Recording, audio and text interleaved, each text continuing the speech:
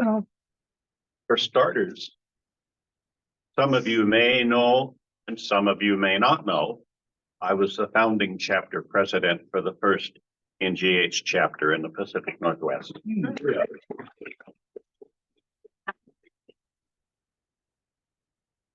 Hypnosis has a rather interesting history. Believe it or not, it goes all the way back to the ancient temples in Egypt. There were priests who did sleep work, which I fully believe was a form of hypnosis. Although Mesmer is credited with being the father of hypnosis in quite a few places, he mesmerized people. But hypnosis started having benefits in the 1800s, but entertainment was much more popular.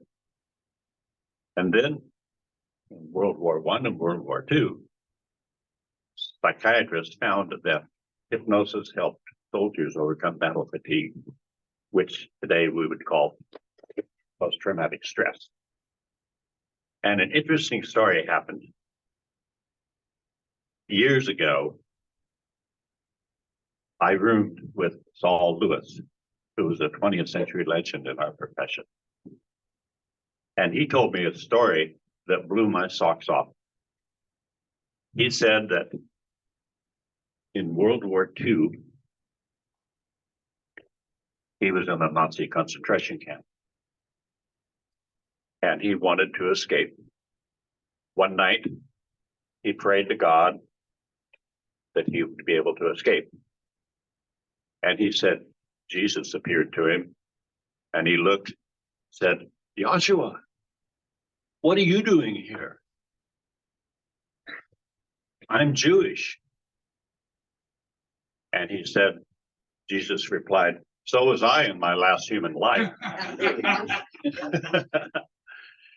And then he said that Jesus told him his prayer would be answered and that he would organize, and that he, Saul Lewis, should organize people who wanted to leave. And the following Friday, when the garbage truck came through the gates, they would become invisible, the ones that wanted to leave, and they would be able to walk out of the camp. And he said, but the guards, they'll see us and shoot us. And he was told that they would become invisible. And I thought over a decade earlier, when I read that story in a book that I checked out at the church library, I thought, that's too weird. How could that be true? Little did I know that about a decade later, I would meet the very man who was among that group. And he said after he got into the woods, he found an Allied hospital. And he said Jesus told him that in exchange for saving his life, that he would have to give his life in the service of God. So what happened is that when he found the Allied hospital, he saw a psychiatrist doing hypnosis for battle fatigue for a wounded soldier. And that inspired Saul Lewis to become a hypnotherapist. So I thought I'd share that story with you.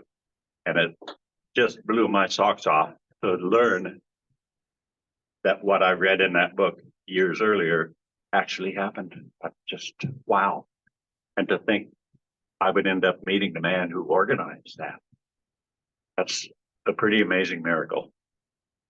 So Charles Tebbetts taught that a lot of benefits of hypnosis are like modern day miracles, which is why he entitled his book, Miracles on Demand.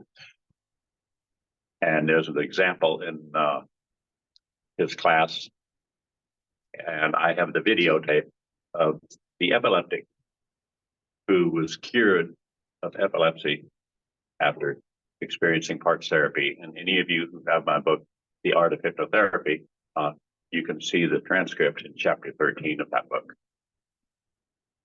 So here's something that I have practiced ever since 1983. When people see me for habit control or motivation, I have them identify the benefits. of reaching their goal, whether it's controlling weight or any type of habit control or motivational issue. I say, okay, let's imagine that you've been successful for 1 year. You've been at your ideal weight for a full year. We're all tuned in to WIIFM. Those are the call letters for What's in It for Me. So I will list from 4 to 7 benefits of the client, and then explain to the client that there's a simple concept Charles Tebbetts taught, that imagination is the language of the subconscious. That's why we have to be careful of the law of reverse effect. If I say, don't think of a dog, how many of you imagine seeing a dog, hearing a dog bark, or petting a dog? So I don't say you don't like cigarettes. I say your lungs reward you for the fresh air you give them.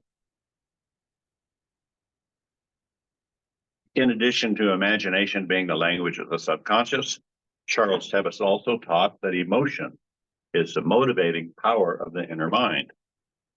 So my approach is based on having the client imagine the attitude of gratitude for enjoyment of his or her benefits. And that's a good starting point.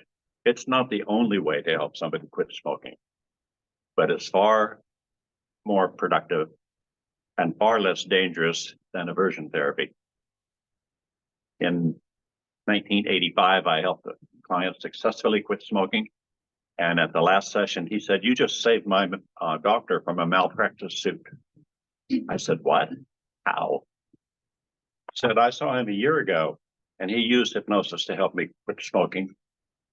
And he told me in hypnosis that if I didn't quit, my lungs would start hurting and I would get cancer." And he said, "My lungs started hurting a couple months ago, and I already made the decision that if I got cancer, I was going to sue my doctor for malpractice." So don't use aversion therapy, folks.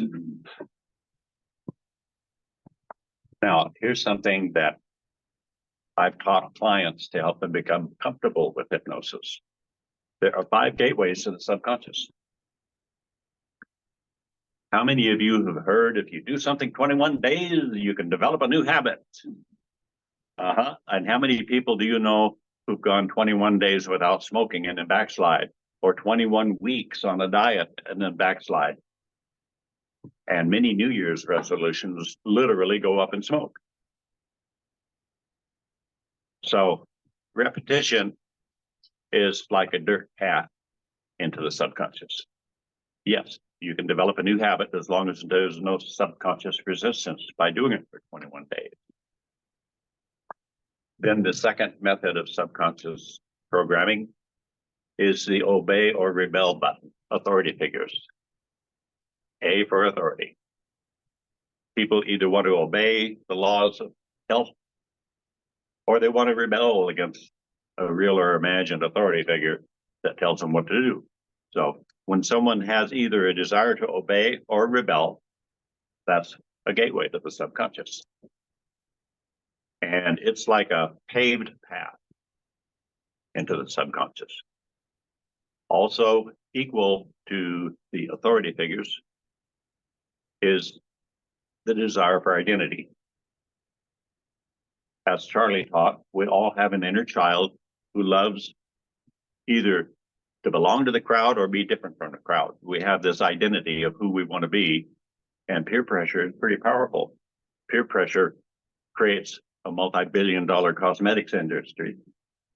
And why was it throughout the 20th century that even on a hot summer day, men would wear a suit, a long sleeve shirt, and a tie?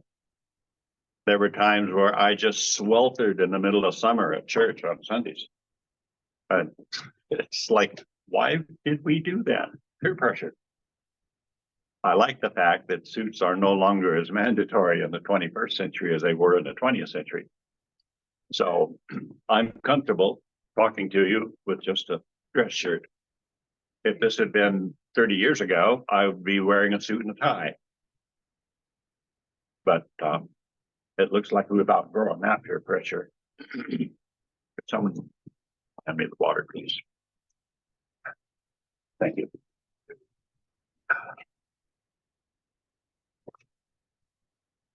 Also the stop. Oh, yeah. Appreciate that. So just step back. Yep, And I'll will set do. this here.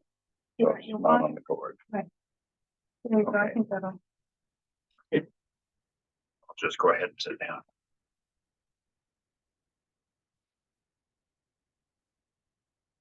And the fourth gateway to the subconscious is hypnosis. And we pass through the hypnotic state scientifically on the way to and from sleep every night.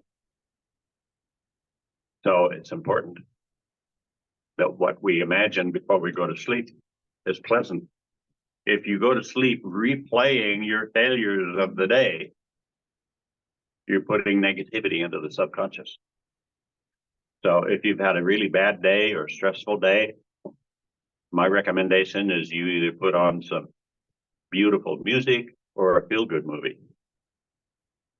I've done that many times during my 41 years in this profession. It's hard to believe I entered it in 1983. At the time, I told God I wanted to help as many people as I could. At that time, I thought, if I could help at least 10,000 people, maybe I'd leave this planet a little better off than when I came. And then when I met Norman McGill in 1986,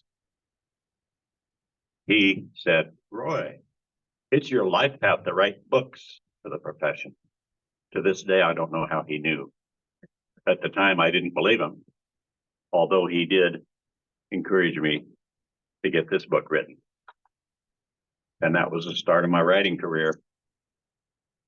Little did I know that in the year 2000, a sitting member of the United States House of Representatives would give me an induction into the Hypnosis Hall of Fame award for my written contributions to the profession.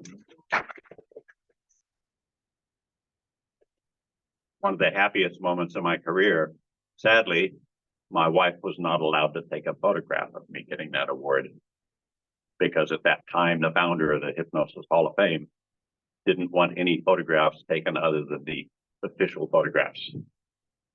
After she passed, sadly, her heirs threw a lot of the Hypnosis Hall of Fame memorabilia in the trash.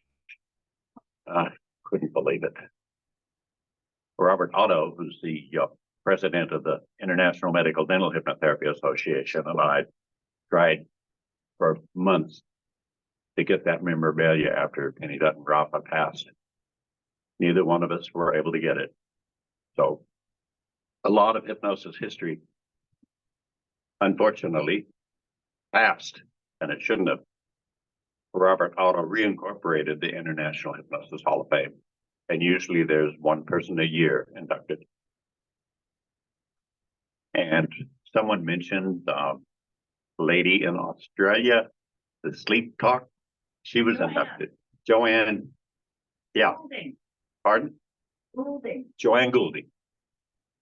I got to meet her when I taught parks therapy in Melbourne in 2006, and she was very instrumental in keeping hypnotherapy legal in Australia. So God bless her. She's done more than just the sleep talk. Okay, getting back on track to this country. We've come a long ways since I've been in the profession, because in the 20th century, a lot of psychologists and physicians called us lay hypnotists. That's because Milton Erickson was jealous of Dave Ellman. And since Dave Ellman was teaching doctors hypnosis, Erickson felt that Ellman was a financial threat to him. So he came up with this lay hypnosis stuff and taught that anyone who wasn't a licensed mental health counselor was only a lay hypnotist. So we were trashed for decades in the 20th century. And then I wrote The Art of Hypnosis and The Art of Hypnotherapy, which became textbooks at a number of hypnosis schools around the globe. Little did I know that there was a psychologist who was a hypnosis supervisor for ASCH, that was Erickson's organization, organization that called us lay hypnotists. He was recommending the art of hypnosis and the art of hypnotherapy to physicians and psychologists. He told me that the number one question he heard was, why are you recommending books written by a lay hypnotist? And Dr. Bruce Eimer told me that his response was, read the books, and then if you have any questions, ask me. And eventually he decided he wanted to meet the author, and we hit it off as friends. It's like I was meeting an old friend. Who knows? Maybe we knew each other in past lives. But we co-authored The Art of Hypnotic Regression Therapy, a clinical guide, and that built a bridge between hypnotherapy and psychology. So I've been a part of this. When I first became president of the NGH chapter in the Northwest, it was because Charles Tebbetts turned the HECI over to me and asked me to take it. And I said, Charlie, I don't like hypnosis politics. So I'll take your organization under one condition, that you let us merge with a national hypnosis organization. So we merged HECI with the National Guild of Hypnotists. And that's how the first chapter got founded in 1990. And at that time, there was division between the NGH and the Washington Hypnosis Association, which was founded way back in 1947. And Gil Boyne's organization, the American Council of Hypnotist Examiners. I wanted unity in the state. So what I did is I opened up the meetings so that we had a chapter meeting once every 3 months instead of monthly. I thought monthly was a little bit too often. That was my opinion. People can disagree with me because I think most chapters meet monthly. We met quarterly and had an average of 50 to 60 people every meeting, because I invited the WHA and I also invited the ACHE to attend the meeting. And then we had competitive conferences, so that one week Charlie's organization would have an annual conference, and the following week the Washington Hypnosis Association would have a conference. And I thought, that's crazy. We're competing with each other. So I asked if I could attend a WHA board meeting, and they reluctantly agreed. The president reluctantly agreed. He wanted to know what I was going to recommend or why I wanted to attend the meeting. So at the meeting, I suggested that we combine our resources and have one annual conference co-sponsored by both the NGH and the Washington Hypnosis Association. And then one of the WHA board members looked at me and said, are you trying to take us over? I said, no, we only need one chief. And I think the WHA president should be that chief. And you can tell me what you would like me to do to help make the conference successful. They bought it, and the following year, we had a combined conference and had over 100 people attending. And then we had successful conferences every year for several years until we eventually had a conference director after I stepped down from power. We had a conference director who overspent the budget, brought in Tad James as a speaker, and emptied the treasury of both the local chapter and the WHA at a conference that financially failed. So we never had any more Northwest conferences until Jim Kiltner and Tony, what's his last name? Glitch. Yeah. And I was so happy to see another Northwest conference. Yep. Give Jim and Tony a hand. That's great. Okay, getting back to the gateways to the subconscious. Hypnosis is like a paved road into the subconscious. So when I see clients, I let them know that the most common hypnotist in the world is television. Because when you go into an altered state and the actors and actresses become real people in your imagination, you are literally in a state of hypnosis. And why do you think commercials know how to pump them in? So I remember when my children were little, watching the Saturday morning cartoons. And if they saw an ad for a particular cereal while they were sitting there loading in the cartoons into the subconscious, they wanted that cereal when mom went to the grocery store shopping. So just be aware. Make sure you are not in the alpha state when the commercials come on. So my wife and I like to hit the mute button when commercials come on. I remember my grandfather, when I was little, said someday they'll invent a remote control where you can hit a mute button and have blab off TV. He called it blab off TV. Well, if my grandfather's looking in from the other side, his prediction came true. So I don't want those commercials going into my subconscious. So any commercial I don't like, I hit that mute button as fast as I can get to it. And since my wife is bedridden, she watches a lot of television, and she loves to have the remote so that she can hit the mute button right away when some of the commercials come on. Now, emotion is the most powerful gateway to the subconscious, because when we get into a strong emotion, we need to be very careful to guard the gateway of what we imagine. And a negative emotion doesn't necessarily mean you're going to get a negative result, although anger is a dangerous emotion, so is fear. But some people have made a life-changing decision for the better while they were angry. And likewise, how many people experiencing a good emotion end up weeks, months, or years later getting out of a bad relationship that they got into in the middle of a good emotion? So when we have emotions, that's when we most of all need to guard the gateway of the subconscious. So that's like an interstate highway going into the subconscious.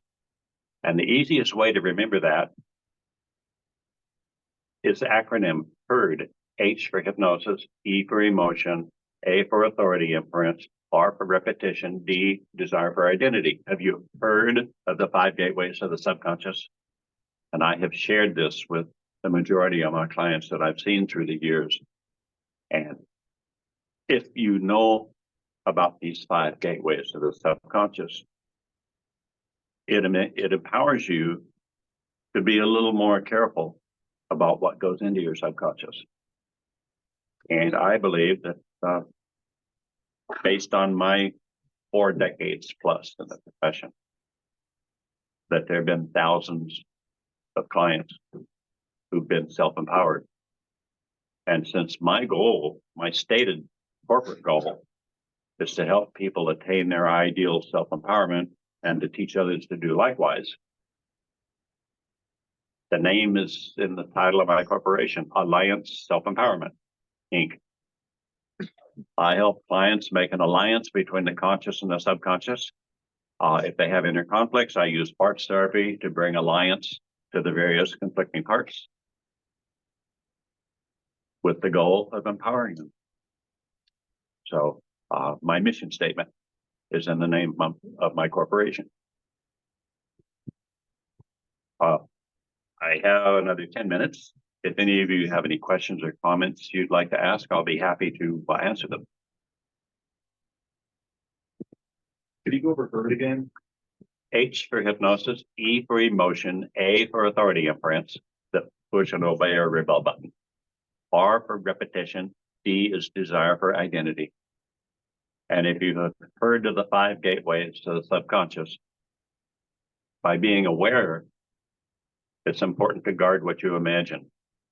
And I remember when Hypnothoughts Live was hypnothoughts.com on the internet, some people were debating about whether or not there's anything to this law of reversed effect. But Let me share with you the fact that one time a man came to me to quit smoking about 7 or 8 years ago. And in the intake, I asked if you had any previous experience with hypnosis. He said, yeah, I went to some man in Seattle last fall for smoking cessation. And at the end of the session, he made a joke. He said, whatever you do, if you discover a pack of cigarettes that you didn't know you had, don't light one up. He said, when I got to my car, I remembered that I left a pack of cigarettes in the glove box, and I did exactly what he told me not to do. And I said, did you tell him? He said, no, I didn't show up for my next appointment because I thought if he was that stupid, he probably wasn't trained very well.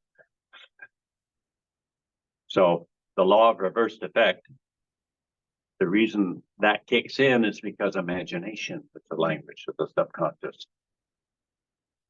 So talked about a dog earlier, but if I say don't think of a cat, how many of you imagined either petting a cat, seeing a cat, or hearing a cat purr?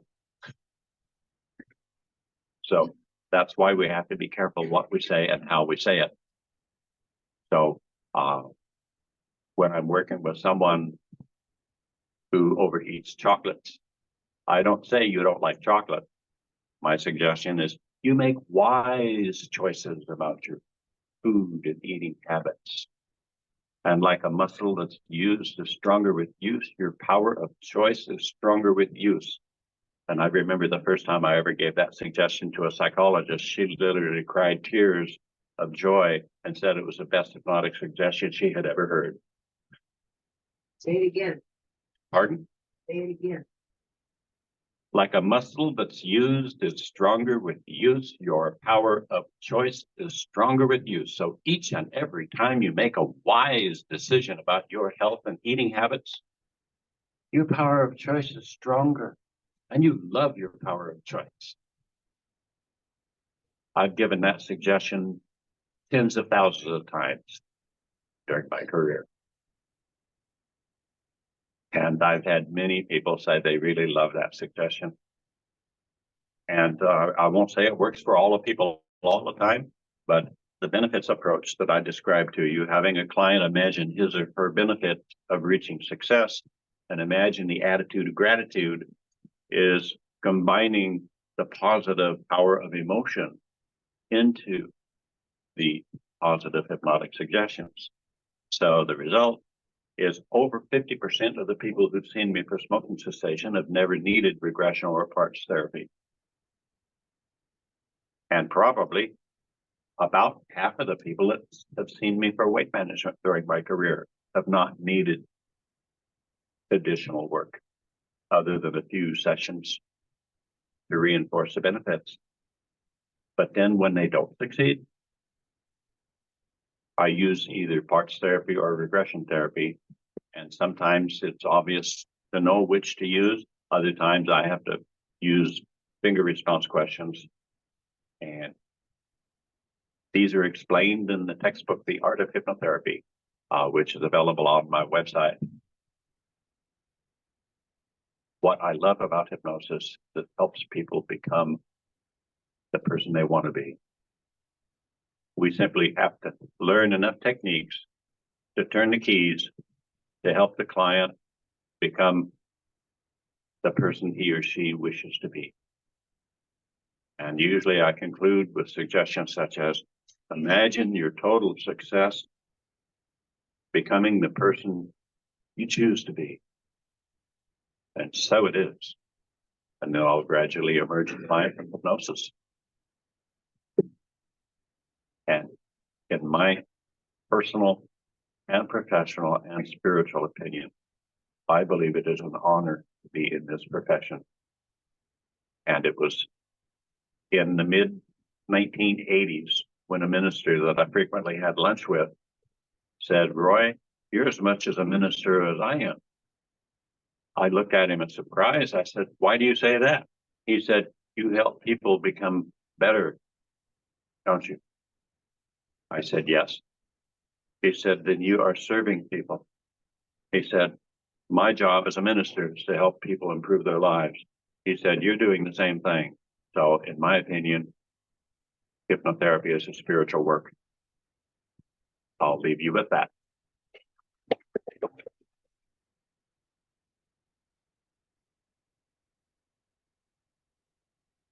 Roy Hunter, everybody.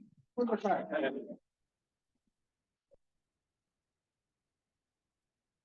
Roy, we know that you have a whole stack of awards and recognitions, and we would like to add one more recognition to your stack of awards. We have here Lifetime Achievement, and it's your you can hold it, yeah, for the advancement of hypnotherapy and service on the NGH WA Award. Thank you, everybody. Give it up for.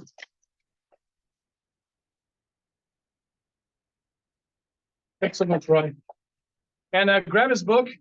And I got to tell you, I've been doing hypnosis for well over a decade, and reading his book, just basic hypnotherapy, or basic hypnosis even, I'm learning a lot more stuff.